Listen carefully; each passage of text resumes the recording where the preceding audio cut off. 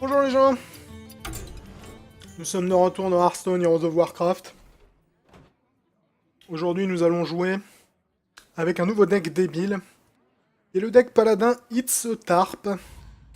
Donc le deck Paladin It's a Tarp, je l'ai en fait, il n'y a pas de T à la fin de E. Je l'ai en fait créé à la suite d'un match contre un Paladin qui avait un deck particulièrement casse-bonbon. Pas aussi débile que celui-là, mais un peu le même genre de thème. Du coup, je me suis dit, et si j'essayais de fabriquer un deck paladin tout à fait casse-bonbon dans ce style-là? Donc le but de ce deck, c'est d'abuser des bonnes choses, comme des pièges à la con, et de rendre vraiment le match particulièrement désagréable à notre adversaire, de plusieurs manières. Il est joli ton dos de carte. Pas de raison de pas faire ça, donc c'est parti. Surtout s'il utilise un flair, ça m'arrangerait de perdre ce piège-là plutôt qu'un autre. Et puis généralement, en plus, en début de partie, les gens ont tendance à penser que le piège que tu joues, c'est... Get Down, là, je me rappelle jamais comment il s'appelle, le mec qui hurle Get Down. Et du coup, ils ont... moins tendance à prévoir que t'es un abruti qui a mis tous les pièges de paladin dans ton deck de paladin. Quoique non, je crois qu'il y en a un qui m'en manque. Je me rappelle plus. J'ai pas mal trifouillé ce deck pour essayer de le rendre au moins un minimum valable. Arcane Shot sur un Divine Shield. Intéressant, tu. Ok. Écoute. Si tu souhaites... Fort bien. Première victoire tout à fait liée à mon talent inestimable. Donc c'est reparti. Donc comme je disais, la stratégie de ce deck va vraiment être d'user et d'abuser des pièges. Principalement sur des créatures qui vont être bien relous. Parce que certains des pièges des paladins sont vraiment chiants à ce niveau-là, notamment en combinaison avec des choses comme Mad Scientist et compagnie. Donc il y a vraiment moyen de faire des trucs assez drôles à ce niveau-là. Pour le coup, elle me plaît pas du tout cette main de départ. Elle ne me plaît vraiment pas.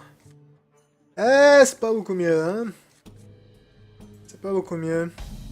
Je suis pas très au courant du méta chez les voleurs. Je vais avoir probablement un peu de mal à m'accommoder de tout ça.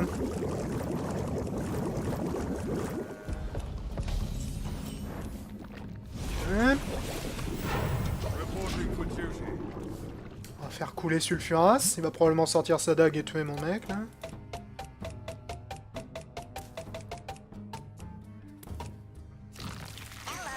Ou sortir un Annoyotron, ce qui, quelque part, est plus arrangeant. Cold Blood sur l'Annoyotron, tiens, voilà une décision tout à fait particulière, j'aurais tendance à dire. On va partir sur un Divine Shield. Accompagné d'un Noble Sacrifice. Et voir ce qu'on peut faire avec ça. Donc là, il sait que j'ai deux pièges, donc déjà, il sait qu'il y a... Enfin, il se doute probablement qu'il y a au moins un des deux qui est un Get Down. Et le gros avantage de Get Down, c'est que Get Down synergise très bien avec Avenge, en fait. Parce que Get Down invoque une créature pour encaisser les dégâts... Tu vas pas attaquer, toi, je le sens bien. Ah si, ok, cool. Donc là, Get Down va attaquer cette créature à la place, ce qui va en plus lui sacrifier son buff. Mais en plus, comme lui meurt, c'est une créature qui meurt, donc ça active mon piège d'Avenge. Du coup, ça va buffer un de mes mecs. Ce qui m'arrange évidemment beaucoup, parce que ça me permet d'avoir immédiatement une grosse 5-4 des familles. Donc là, on va sortir ça. J'aurais tendance à dire que je vais me débarrasser de lui. Je risque évidemment de me morfler le Fan of Knives, mais dans l'absolu, j'ai tout à fait l'intention de jouer plus contrôle qu'autre chose là-dessus. J'aimerais bien en fait le voir utiliser des outils... ça m'arrange pas ça par contre. Le voir utiliser des outils peut-être un peu plus puissants pour se débarrasser de ma 5-1, mais malheureusement je vais la perdre, la ma 5-1, ce qui m'arrange vraiment pas, mais bon. C'est pas grave. C'est pas trop grave. Je doute beaucoup que j'ai nécessairement l'occasion de me servir de mes Divine Favor contre un voleur. Les voleurs généralement jouent assez rapidement, donc j'aurais probablement plus de cartes que lui dans l'absolu. Assassin's Blade, c'est pas souvent qu'on te voit, toi. Tu vises la tête, tiens, voilà une décision tout à fait curieuse. Je dois avouer que je suis un peu circonspect. Je vais utiliser Divine Favor parce que j'ai pas vraiment de raison de pas le faire, honnêtement. Sunwalker, Mad Scientist. Ouais.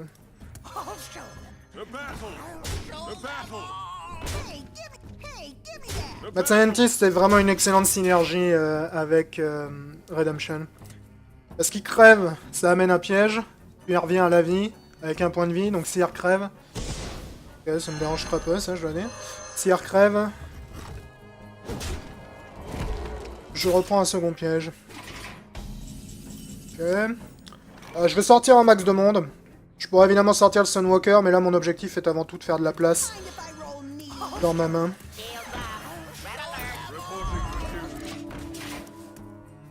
On va maintenir là-dessus. Tour suivant, je sortirai peut-être Tyrion. Si je sors Tyrion au tour suivant, il est vraiment dans la merde, le voilà.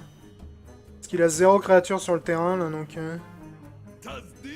Ok, Tazdingal. Why not?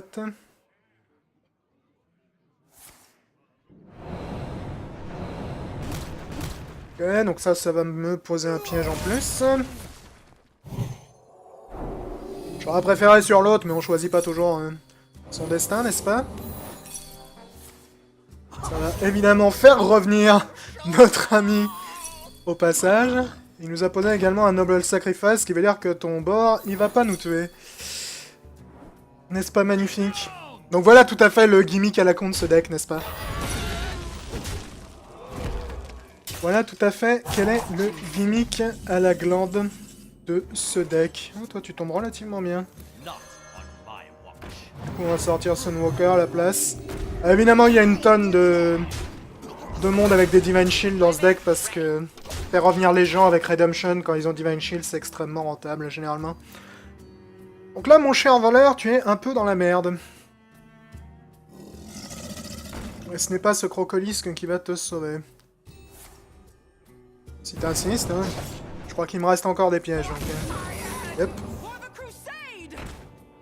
C'est quoi ça? Redemption, ok. Non, tu peux pas, mec, il y a un Sunwalker sur ton chemin.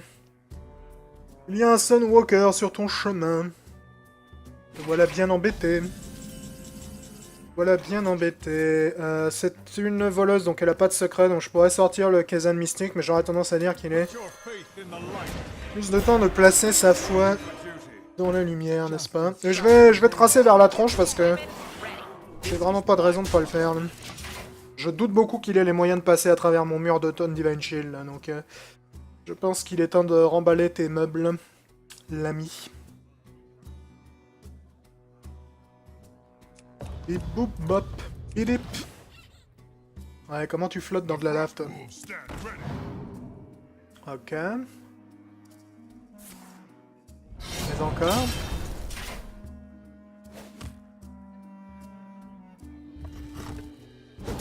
Fort bien. Je fais partie de ces gens qui aiment me faire perdre mon temps. Voltue, elle va revenir, donc c'est pas vraiment un problème, si tu veux. Elle est pas vraiment morte. Ça, j'en doute pas du tout que j'ai bien joué.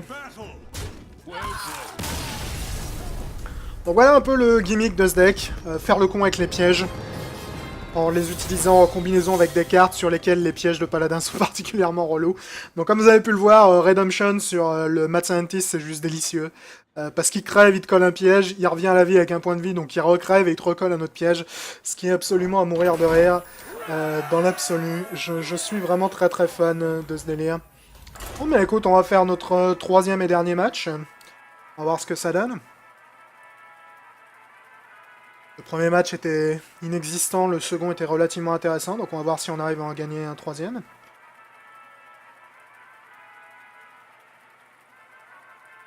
Ce sera coolifiant.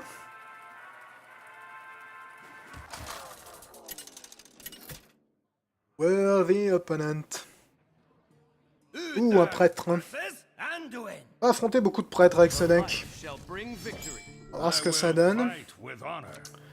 Avenge, oui. Mad Scientist, oui. Kogamer, oui. Scarlet Crusader, non. J'aurais dû garder le Crusader, mais bon, c'est la vie. Mad Scientist, je t'aime bien, mec. Je me rappelle un peu... mon ami le Crazy Alchemist, qui est également quelqu'un que j'aime beaucoup. J'aime beaucoup, beaucoup. Il dit pas bonjour, mais en voilà un prêtre bien élevé, pardon. En voilà un prêtre bien élevé. On va sortir immédiatement le Mad Scientist. En temps normal, j'aurais probablement utilisé Avenge d'abord. Mais là, je pense qu'il va avoir la réaction normale qui va être d'attaquer avec son Orchard Cleric, puis de la soigner afin de ramasser une carte. Plutôt que d'essayer de faire quelque chose qui m'emmerderait plus que ça. Ouh, double Orchard Cleric, extrêmement dangereux. Ok. Ennemi jeune, c'est pas nécessairement... De toutes les cartes de prêtre qui te permet d'envoler, c'est pas nécessairement celle qui me dérange le plus.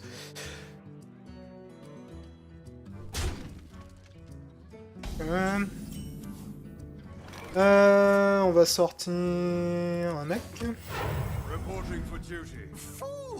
On va viser la tête. Il va probablement attaquer mes deux créatures et soigner un de ses Northshire Cleric. Moi, j'espère, c'est ce que j'espère lui faire faire. Il pourrait attaquer deux fois le... Un peu curieux de faire ça, tiens. Il aurait pu attaquer deux fois le Mad Scientist également.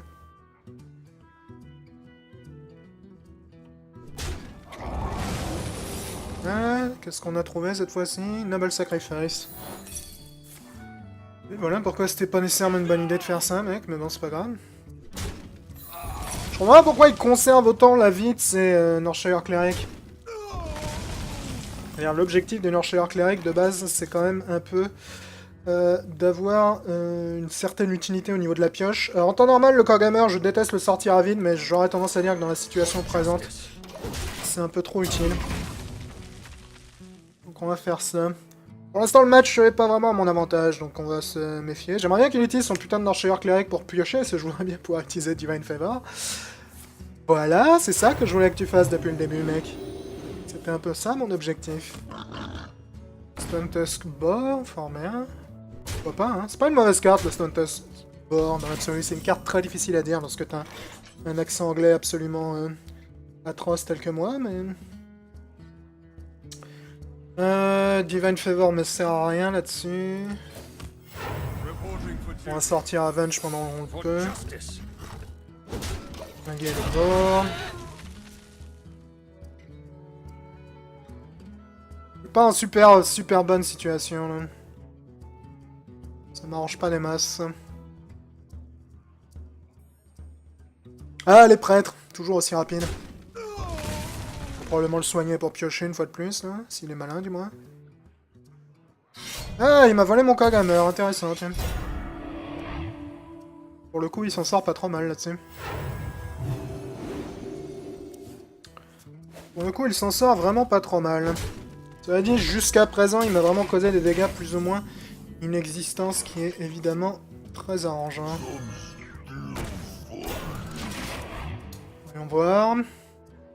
Ça m'embête d'avoir Avenge et pas Redemption là-dessus. Redemption marche tellement bien avec le Sludge Belcher. Parce que ton Sludge Belcher meurt, donc il fait popper le slime, puis il revient à la vie avec un point de vie, du coup il peut refaire popper un deuxième slime si jamais il meurt. Donc ok. Je suis pas certain que ça se soit passé de la manière dont tu le souhaitais, ça, parce que tu m'as l'air de réagir un peu lentement après. Donc il va probablement tuer le slime, le truc c'est qu'il va pas pouvoir soigner son Northshire, ce qui m'arrange. Parce que je peux lui coller un coup de marteau dans la gueule du coup. Et me débarrasser du Northshire est vraiment une excellente chose. Alors, je pourrais sortir Sunwalker, ce qui est probablement la meilleure idée. Ou je pourrais sortir Kazan Mystique, plus un petit rigolo. On va sortir le Sunwalker parce qu'il a ce gros avantage d'avoir 4 points d'attaque, ce qui est toujours extrêmement cool lorsque tu affrontes un prêtre. J'ai tendance à dire que tout ça c'est chouette. Une fois de plus, mon choix de carte, je le justifie dans la logique de Redemption. C'est pareil, Argent Commander était une excellente carte quant à Redemption. Alors ça, mon vieux, je m'en fous, mais alors complètement. Je vais t'avouer un truc, le Sunwalker, c'est vraiment pas pour ça que je le sors. Est-ce qu'il va utiliser Shadow Ward Prout dessus? Ou est-ce qu'il va buffer son mec? Ok. Pourquoi pas? Mauvaise nouvelle pour toi, mais pourquoi pas? Soigne un coup... Oh oui, vas-y, tue-le, ça me fait tellement de la peine. Ça me fait tellement de la peine de buffer mon autre créature. Mais alors, vraiment grave. Sympa.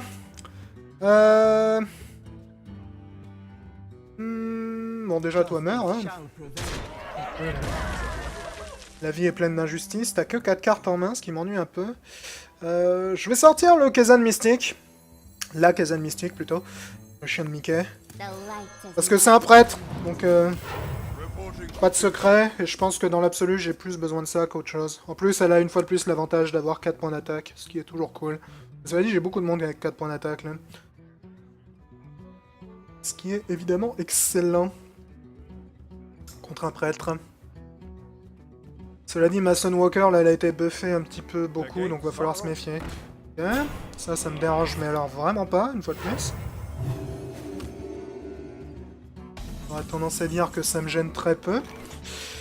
Ok, ça peut être rigolo. On va sortir True Silver Champion pour coller un coup de tête là-dedans.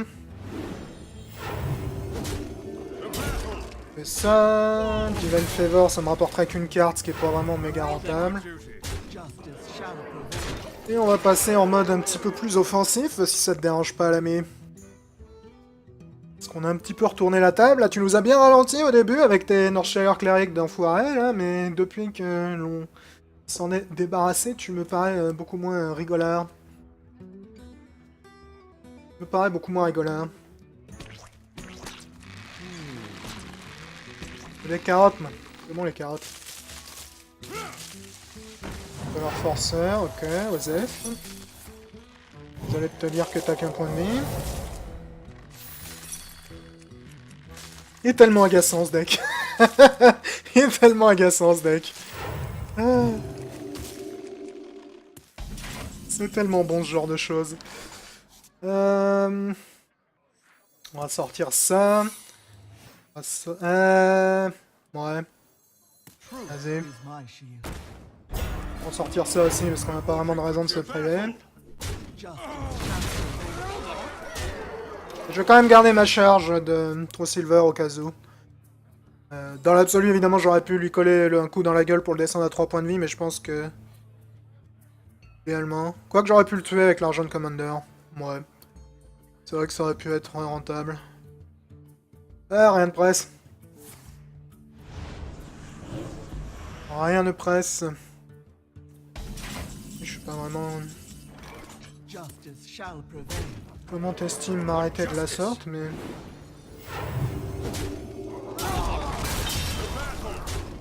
Donc ça, c'est ce que j'aurais probablement dû faire au tour précédent. Mais bon. L'important, c'est que c'est gagné, n'est-ce pas? Et l'important, que c'était rigolo. C'était fort rigolo. Alors, je vais vous montrer la liste de cartes. Donc le deck It's a Tarp, qui comme vous avez pu l'observer est très basé sur des pièges complètement idiots et leur enchaînement un peu stupide. Donc j'ai pris un max de pièges évidemment, donc Avenge, qui buff une de tes créatures lorsqu'une de tes autres créatures meurt. Alors attention, ne jamais oublier, dans Hearthstone, les pièges ne s'activent que dans le tour de ton adversaire. Donc si tu sacrifies une créature pendant ton tour alors que tu as Avenge, Avenge va pas se déclencher, jamais oublier ça. Noble Sacrifice évidemment pour intercepter les attaques. Redemption pour ressusciter tes mecs. C'est d'ailleurs probablement la plus grosse synergie de mon deck Redemption, vu que j'ai pris quasiment que des mecs qu'il est intéressant de ressusciter. Repentance, honnêtement, j'en suis pas nécessairement méga fan, mais ça amène parfois à quelques situations rigolotes. Argent Protector, elle est surtout là pour filer des Divine Shield à des gens qui ont été buffés. Loot Order, il est là pour, pardon, pour piocher un coup, et également pour revenir en état tout à fait neuf lorsqu'il active Redemption. Mad Scientist, c'est un peu la star, hein, n'est-ce pas, de ce deck, vu qu'il va non seulement t'activer un de tes 7 pièges, mais également pouvoir éventuellement revenir à la vie si jamais l'un d'entre eux est Rédemption. Donc c'est un peu méga fun de jouer cette carte dans ce deck. Shielded Minibot, c'est une excellente carte, mais en plus c'est une excellente carte qui a Divine Shield, et Divine Shield fonctionne très bien avec ce deck, ce qui explique d'ailleurs au passage la présence de Coghammer, qui dans l'absolu est une bonne carte, mais en plus le fait qu'il peut donner Divine Shield ici est très utile. Divine Favor pour piocher, même si j'ai pas vraiment eu l'occasion de m'en servir des masses sur les matchs là. La raison pour laquelle j'ai mis 2 Divine Favor, c'est que ce deck est pas très puissant, il n'y a pas des masses de très grosses cartes dedans. À part Tyrion Fordring, on a vraiment rien qui tape au-dessus de 4. Donc contre les decks qui contrôlent bien, qui te ralentissent bien, pouvoir piocher vite va être ton seul avantage. Scarlet Crusader, évidemment, excellente carte en combinaison avec Rédemption. True Silver Champion, parce que si tu fais un deck paladin, il te faut True Silver Champion dedans. Consécration, j'en ai pris qu'un, et honnêtement, pour l'instant, j'en ai pas vraiment eu besoin d'autres. Donc je me tâte de savoir si c'est une bonne idée, mais bon, on sait jamais. Kazan Mystique, parce que c'était vraiment trop tentant de ma part de créer un deck avec des pièges qui en plus peuvent voler les pièges des autres. Je pense que c'est vraiment trop rigolo pour être évité. Si tu voles un piège de mage, tu peux vraiment te faire super plaisir. En combinaison avec Redemption, Mad Scientist et compagnie, c'est vraiment super fun. Sludge Belcher, une fois de plus, une créature qui se combine extrêmement bien avec Redemption, parce que comme je l'ai dit, si ton Sludge Belcher meurt, tu récupères non seulement le slime, mais en plus un second Sludge Belcher qui va pas tarder à mourir et donc à te redonner un autre slime. Donc déjà que c'est un tank qui est très relou à effacer, le Sludge Belcher, ça le rend vraiment encore plus relou. Argent Commander, parce qu'il a Divine Shield et Charge, et qu'en plus, avec Redemption, il revient avec une fois de plus Divine Shield et Charge, ce qui est toujours utile, bien que Charge pas vraiment. Sunwalker, parce que c'est un tank avec Divine Shield, tout simplement. Et enfin, Tyrion Fordring, parce que j'ai galéré pendant 5000 ans avant d'avoir Tyrion Fordring, donc maintenant, désormais, pour utiliser les bons termes, je le colle dans tous mes decks paladins.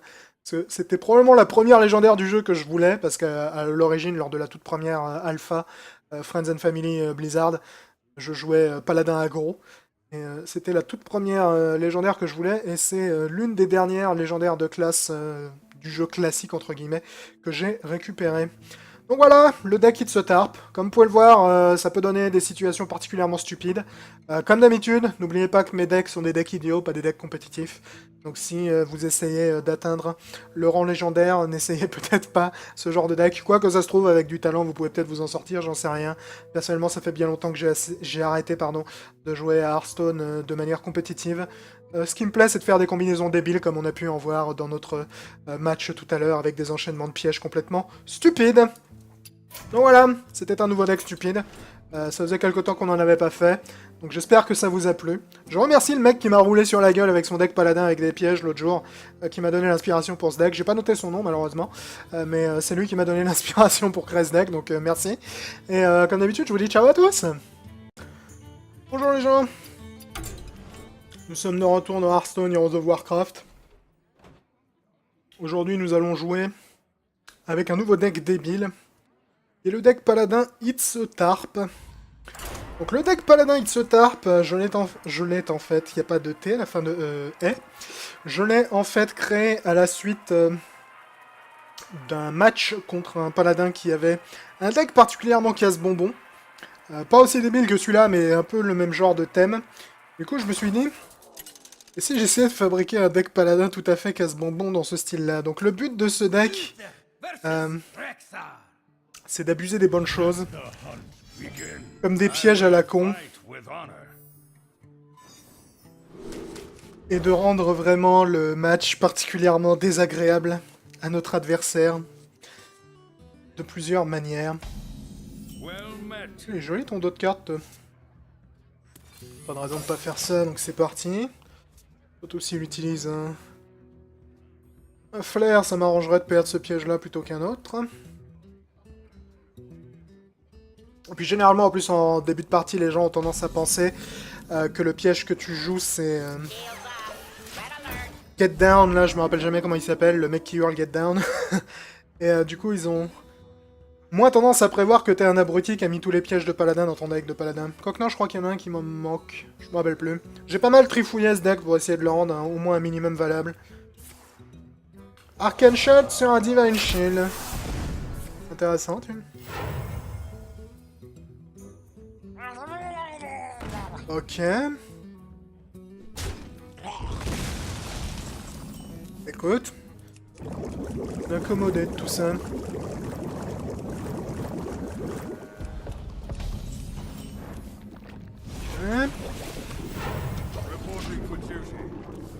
On va faire couler Sulfuras. Il va probablement sortir sa dague et tuer mon mec, là.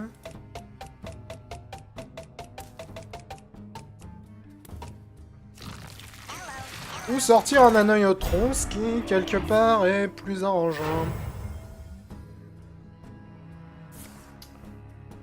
Cold Blood sur l'Anoyotron, tiens, voilà une décision tout à fait particulière, j'aurais tendance à dire. On va partir sur un Divine Shield. Accompagné d'un Noble Sacrifice. Et voir ce qu'on peut faire avec ça. Donc là, il sait que j'ai 2 pièges, donc déjà, il sait qu'il y a... Si tu souhaites... Fort bien. Première victoire tout à fait liée à mon talent inestimable. Donc c'est reparti. Donc comme je disais, la stratégie de ce deck va vraiment être d'user et d'abuser des pièges.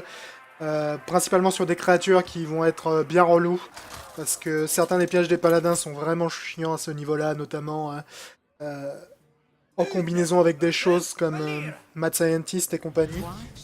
Donc il y a vraiment moyen de faire des trucs assez drôles à ce niveau-là.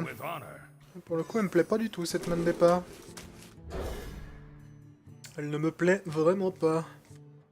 Eh, c'est pas beaucoup mieux, hein. C'est pas beaucoup mieux.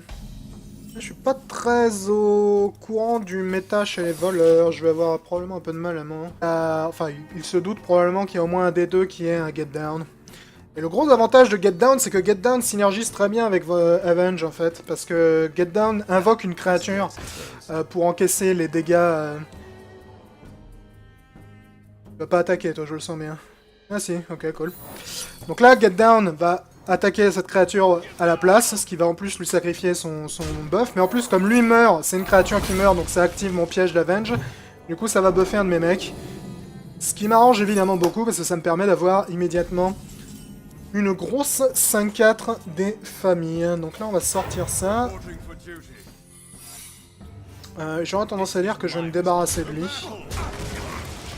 Je risque évidemment de me morfler le Fan of Knives, mais dans l'absolu, j'ai tout à fait l'intention de jouer plus contrôle qu'autre chose là-dessus.